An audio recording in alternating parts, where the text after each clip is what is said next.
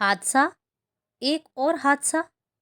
शायद जिंदगी हादसों से गुजरने का ही नाम है, पर उसी की जिंदगी में इतने हादसे क्यों होते हैं।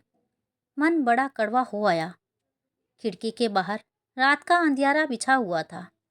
पर्दा हटा दिया था। कंधे से लगा 2 साल का नन्हा सोम सिसकी भरता हुआ न जाने कब का सो गया था, पर वह अभी भी उसे थपकी दे रही थी। 6 दिन का बिछड़ा सोम इतने दिनों बाद अचानक माँ को पाकर ऐसा टूटकर गले लगा और सिसकी भरकर रोया कि अंकिता के आंसू भी उसके आंसुओं में घुल मिल गए। माँ का मुंह अपनी दोनों नन्ही हथेलियों में भरकर इतने उतावलेपन से चूमता रहा कि इतने बड़े तूफान से गुजर रही अंकिता सब कुछ भूलकर उसी में लीन हो गई थी। कमरे में घूम घूम कर गोदी में झुलाकर चुप कराया उसने सोम को। खिड़की से बाहर काले अंधकार की तरह ही काल उसका गुजरा कल भी है, वर्तमान है और शायद भविष्य भी। क्या ताउम्र वह पीछे छूट चुके अतीत के गलियारों में ही भटकती रहेगी। उन हादसे को गुजरे भी ज़्यादा वक्त नहीं हुआ, पर लगता है सदियां गुजर गई और वह एकदम बुढ़ा गई है। कितनी बड़ी थी तब वह। सारी स्मृति उसकी आंखों से गुजरने लगी। बाबूजी की सरकारी नौकरी थी। हमेशा ट्रांसफ़र होता रहता। शहर बदलते, घर कॉलेज बदलते, पड़ोस बदलते, पर इस बार पहली बार को एजुकेशन वाला कॉलेज मिला, जहाँ हर कदम पर सीटियाँ सुनाई देती, तरह तरह की फिक्रें सुनाई देते। इसी कॉलेज में एक दिन निशित से टक्कर हो गई। 2 साल सीनियर था, पर रैगिंग करने वालों से उसने अंकिता को खूब बचाया। और फिर बचाने का ऐसा सिलसिला शुरू हुआ कि दोस्तों में वह निशित की खास मित्र की तरह पहचानी जाने लगी। दोस्ती कब प्यार में बदल गई, दोनों को पता ही नहीं चला। अब कॉलेज जाने का मकसद सिर्फ एक दूसरे से मिलना भर ही रह गया था। किताबें एक और सरकाकर एक दूसरे का हाथ थामे घंटों बतियाते हुए वक्त कब गुजर जाता होश ही नहीं रहता। पार्क का वह झुरमुट सबकी निगाहों की ओट में था, इसलिए वहाँ घंटों बातें होती रहती थी। माथे पर उड़ आई लट्टों को संवार देना, गालों पर हाथ फेरना, सब चलता था। लेकिन उस दिन निशित के हाथ उसे जकड़ते गए। कसती हुई गिरफ्त से छूटने की कोशिश भी की थी उसने, पर गर्म सांसों और लर्जते हाथों के आगे धीरे धीरे रहा सा होश भी गंवा बैठी थी। ना ना करते हुए भी गुनाह के आगे समर्पित होती चली गई थी। या तो दोनों ने ही था, पर सज़ा उसे मिल गई। अगले ही महीने में पार्क के जिस झुरमुट में वह गुनाह कर बैठे थे, उसी में सहमते हुए डबडबाई आँखों के साथ उसने निशित को सूचना दी थी। पूरा भरोसा था कि वह साथ ज़रूर देगा, पर बात ऐसे पलटेगी उसे आभास ही नहीं था। वह कहने लगा, अरे कैसी मॉडर्न लड़की हो, कोई प्रिकॉशन नहीं लिया, अबॉर्शन करा लो, जान छुड़ाओ। अभी तो पढ़ने और मौज मस्ती करने के दिन हैं, फिर तो सारी ज़िंदगी कमाने और गृहस्थी चलाने में ही पिस जाएगी। भौंचंकी सी अंकिता उसे ताकती रह गई थी। अस्फुट स्वर में इतना ही कह पाई, हाँ बेवकूफ़ तो हूँ ही, मॉडर्न ज़माने की हूँ, पर इतनी दूर जाने की नहीं सोच पाई थी। फिर भुगतो ना अब। क्यों, तुम्हारा कोई भी दोष नहीं, कोई ज़बरदस्ती तो नहीं की थी, और फिर क्यों भुगतूं। और अभी तो मेरी सारी पढ़ाई बाकी है, कैरियर है, भविष्य है। क्या मेरी पढ़ाई, मेरा भविष्य, मेरा कैरियर कुछ अर्थ नहीं रखते। यह अनचाहा बोझ सिर्फ मैं क्यों ढोऊं। तो फिर निकाल फेंको ना। उकताहट भरा स्वर था। तो यही तुम्हारा अंतिम निर्णय है, तुम अपना कोई भी दायित्व नहीं लोगे। पैसे की मदद चाहिए तो बोलो, देने को तैयार हूँ। चौंक कर अंकिता ने सिर उठाया। उसके चेहरे पर अफसोस का कोई भाव नहीं था। आंसुओं को निर्ममता से पोंछकर उसने पलटकर कहा, आपका दिया यह एक दान ही मेरे लिए बहुत है। इसका दायित्व उठाने से तुम पीछे हट सकते हो, पर मैं तो नहीं हट सकती। तुम्हारा फैसला मुझे स्वीकार नहीं। जैसे भी होगा मैं इस दायित्व को अकेले निभा लूँगी। और निरुत्तर निशित को चुपचाप बैठा छोड़कर वह सदा के लिए उस कुंज और निशित की दुनिया से बाहर निकल आई थी।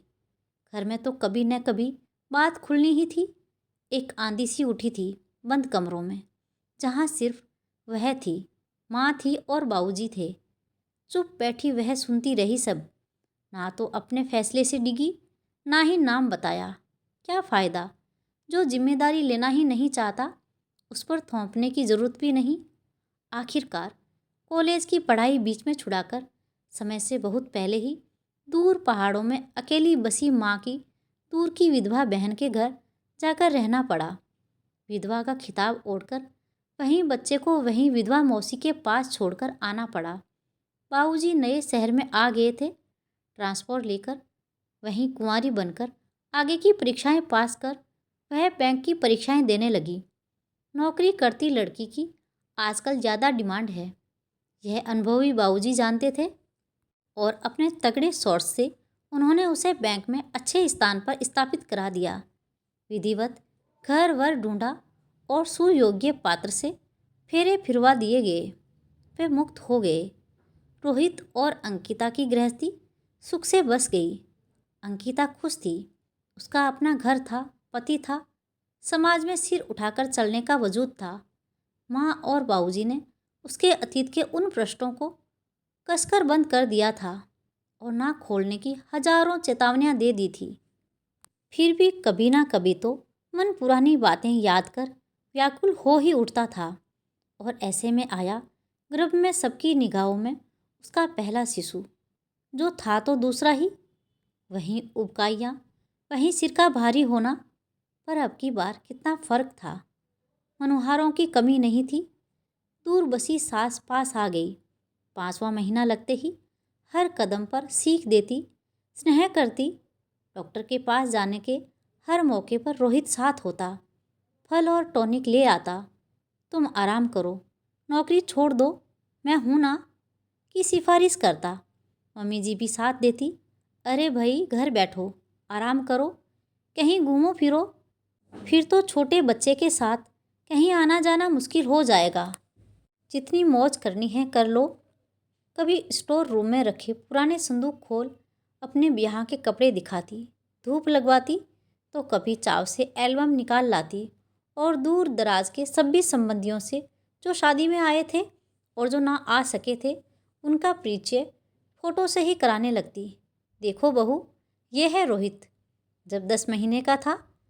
यह है नंद गोपाल भाई साहब का बड़ा बेटा संजय, और यह रही उनकी छोटी बेटी सुमिता। यह उसका पति निशित है।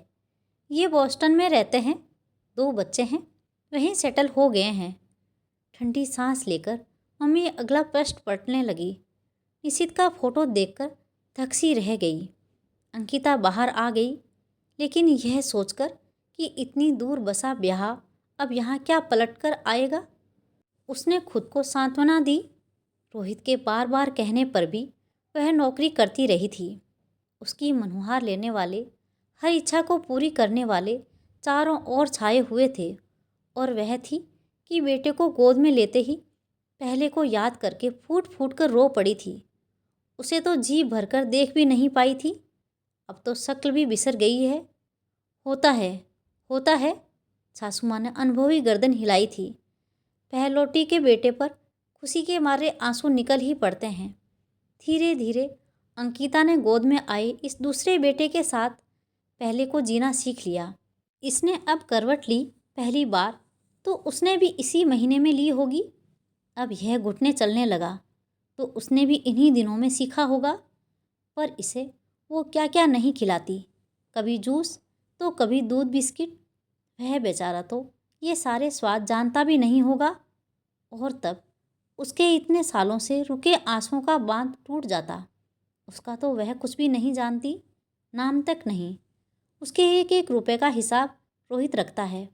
चाहकर भी वह कभी कुछ नहीं कर पाई। माँ की सख्त हिदायत थी, गांव है, जो कहानी गढ़ी गई है उसी पर कायम रहना है। ऐसा कुछ न करना कि लोगों की आवाज़ें खुले। जाने वह किस पहाड़ी मदरसे में जाता होगा, किसकी छवि उस पर होगी। कितना जी चाहता है कि 4 दिन की छुट्टी लेकर एक बार वह गायब हो जाए और उसे देख आएं। पर हर छुट्टी में रोहित साथ होता, लिहाजा इस बारे में सोचने का तो सवाल ही नहीं उठता था। इतने दिन साथ रहकर वह रोहित का जिद्दी अड़ियल स्वभाव बेखूबी समझ गई थी। जो डका है डका ही रहे, इसी में सबकी भलाई है। ऐसे ही दिन बीत रहे थे और ऐसे में फिर दूसरा हादसा हुआ। माँ बाबूजी सिंगापुर गए थे 10-12 दिन के लिए। किसे खबर दें कि ऊहापोह से निबटती छोटी बहन ने घबराकर अंकिता को ही फ़ोन लगा दिया। माँ की बहन चंदा मौसी, जो अल्मोड़ा के पास किसी गांव में रहती है, उनका एक्सीडेंट हो गया है। असल में उनका बेटा शिव कार की चपेट में आ गया था। उसे बचाने की कोशिश में मौसी ज़्यादा घायल हो गई है। वह और शिव शहर के अस्पताल में सीरियस कंडीशन में लाए गए हैं। वह माँ को याद कर रही है और आपको भी। अभी सिंगापुर माँ से बात की है। माँ तो 10 दिन से पहले नहीं आ सकेगी। उनका हाल सुनकर कह रही है कि आपको जाना हो तो चली जाएं। जल्दी जल्दी सूटकेस में सामान डालती परेशान हाल अंकिता को तब रोहित ने ही संभाला। मौसी और उनका बेटा इतने भयानक वक्त से गुजर रहे हैं, तुम ज़रूर जाओ। सोम को मम्मी और आया संभाल लेंगे। मैं भी साथ चलता हूँ, शायद मेरी ज़रूरत हो वहाँ। साथ सफ़र करते, स्टेशन पर उतरते, अस्पताल साथ साथ पहुँचते। रोहित को लेकर जितनी घबराहट उसके मन में हो रही थी, वही समझ रही थी। मन में कौंधा, मौसी ने नाम कितना सही रखा है। दुनिया का जहर पीकर वह भी नीलकंठ जैसा ही होगा। बाबूजी के कसकर बांधे गए पृष्ठ समय की मार से फड़फड़ाकर खुलते दिख रहे थे। स्टेशन से सीधे अस्पताल ही पहुँचे। यंत्रों से घिरी मौसी के बेसुध तन के पास में बेहोश लेटे 6 साल के शिव को देखकर अंकिता के आंसुओं का बांध टूट गया। उससे लिपटती रोती अंकिता पर रोहित को प्यार के साथ साथ ताज्जुब भी हो आया। और ताज्जुब तब और भी गहराया जब साथ बैठी महिला ने अंकिता को संभालते हुए उसे बार बार सांत्वना दी। बिटिया, तेरा बेटा बच जाएगा, इतनी दुखी मत हो, प्रभु है। बहन जी ने अपनी जान की परवाह ना कर उसे बचाया है। भगवान उनकी ज़रूर सुनेंगे। तेरा बेटा, तेरा बेटा। हजारों डंक रोहित के कानों में चुभने लगे। स्तंभित सा वह पास में खामोश बैठा रहा। जाने किसकी पुकारों से शिव बच गया। अगली सुबह मौसी को भी होश आ गया। रोहित ने मौसी के होश में आते ही पहला सवाल पूछा, मौसी, यह शिव किसका बेटा है? भगवान के दरवाजे पर जाती जाती मौसी चुप ठिठक गई। झूठ बोला नहीं जा रहा था और सच कैसे कहें। रोहित, शिव मेरा ही बेटा है। अंकिता ने आखिरकार सच्चाई बता ही दी। तुम्हारा? शंका को सच का बाना मिल गया। रोहित के मन में उठती हुई आंधी ने बवंडर का रूप ले लिया। गुमसुम सा रोहित लौटने लगा। चुप सी अंकिता भी साथ हो ली। पूरे सफ़र में अंकिता के मन में वही उमड़ गुमड़ होती रही।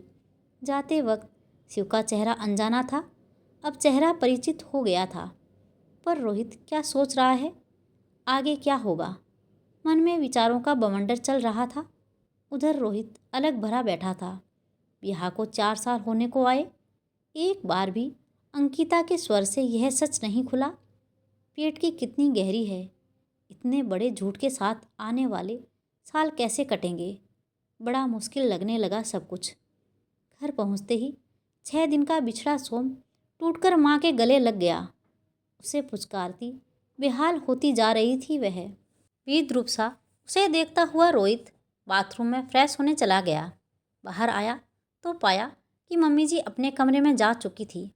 अंकिता खिड़की के पास पत्थर सी खड़ी चुपचाप बाहर अंधेरे में किसी को ढूंढती टंटोलती सी खड़ी थी।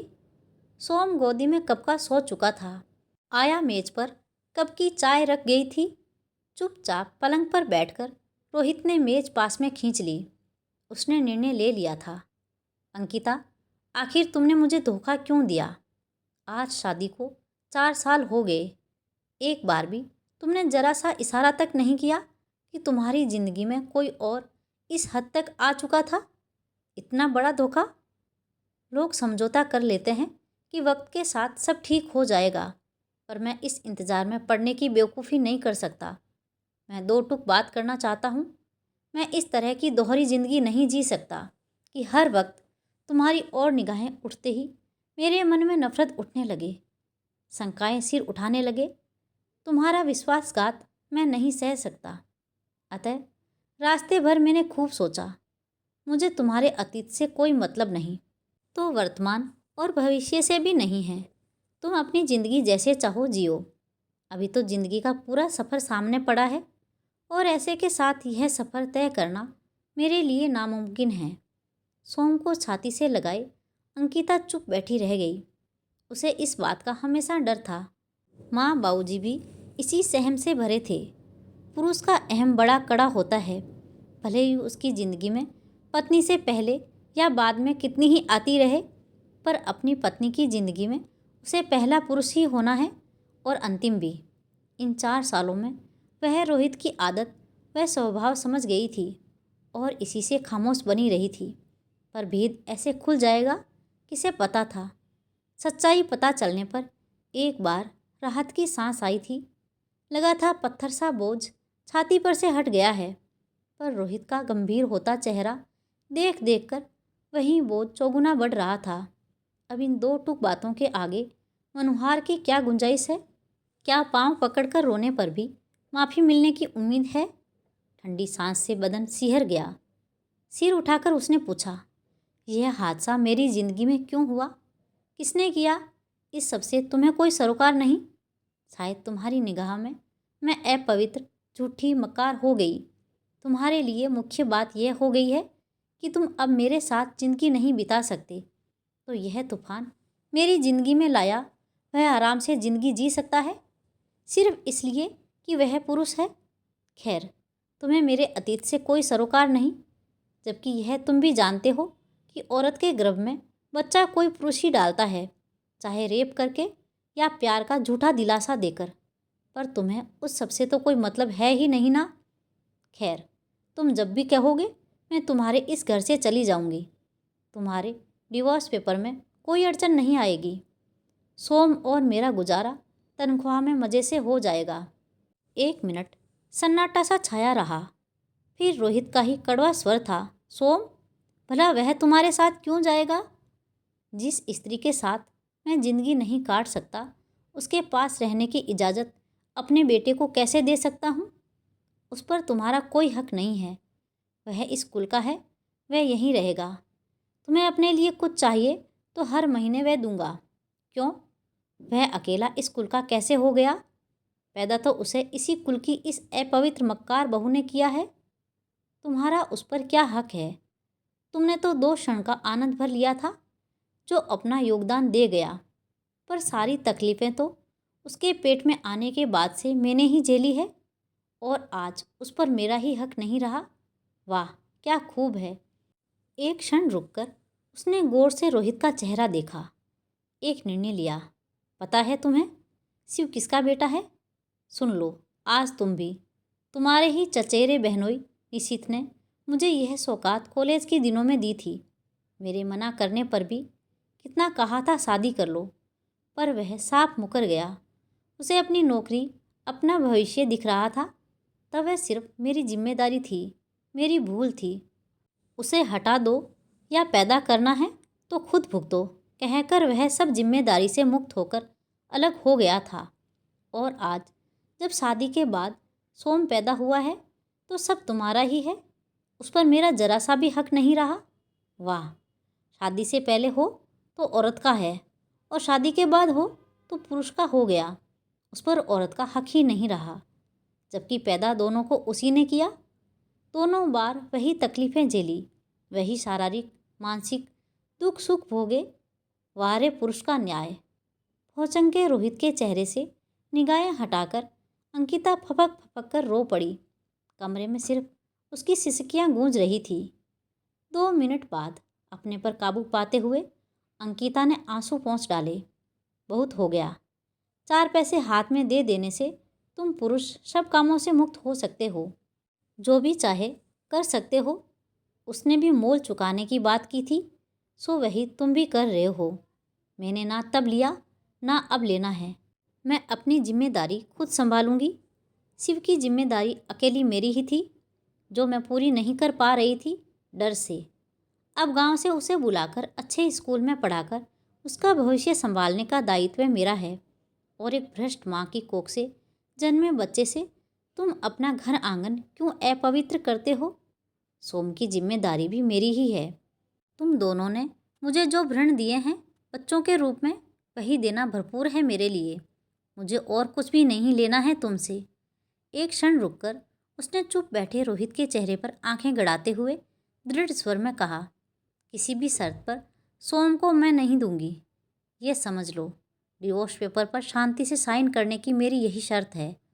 और तुम उसमें अड़ंगा लगाओगे तो मैं तुम्हारी निगाहों में तो नीच गिरी हुई औरत हूँ ही, तो फिर कोर्ट में खड़े होके तुम्हारे खानदान की नीचता साबित करने से मैं भी नहीं हिचकिचाऊंगी।